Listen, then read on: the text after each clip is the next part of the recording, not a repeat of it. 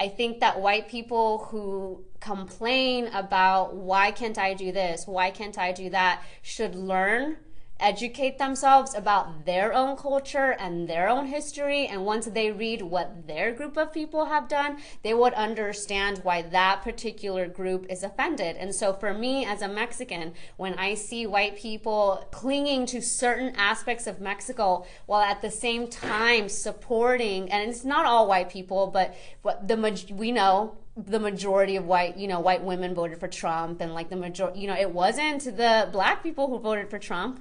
It was, it was a certain type of, his base looks a certain type of way. Yeah. And so. Which is why he can at a rally say, are there any Hispanics in here? Yeah. And so I think that it's not, if you don't understand, then you're not educated. And maybe you don't want to be educated. Yeah. And maybe you should go and look at the history. And if you're saying that I don't have a culture, then maybe you should stop and think that your culture is so pervasive that it's the default. Like, it's not even, it doesn't have to be specified. We learn about your culture. I learned more about American history and what white people have done than I have about I had to go on my own to learn about the mass deportation of Mexicans in the 1920s and 30s. This was not something I learned even in freaking Texas where it happened. We didn't learn that in class. I had to go out of my way to learn that. So I just think that you really have to educate yourself, because we're educated about your history and we're educated about your culture. And so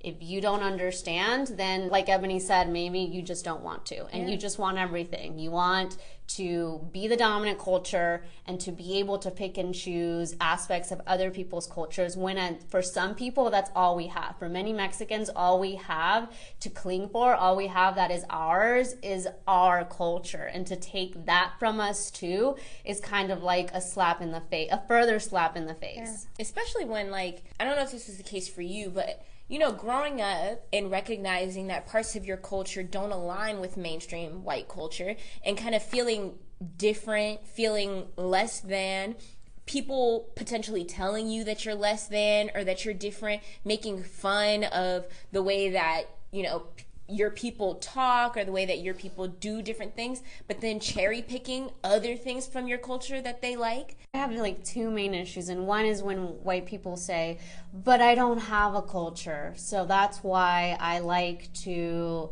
take from or inspire from all these things. And I'm like, us. We had to create I'm one. Just like, what do we learn in U.S. history?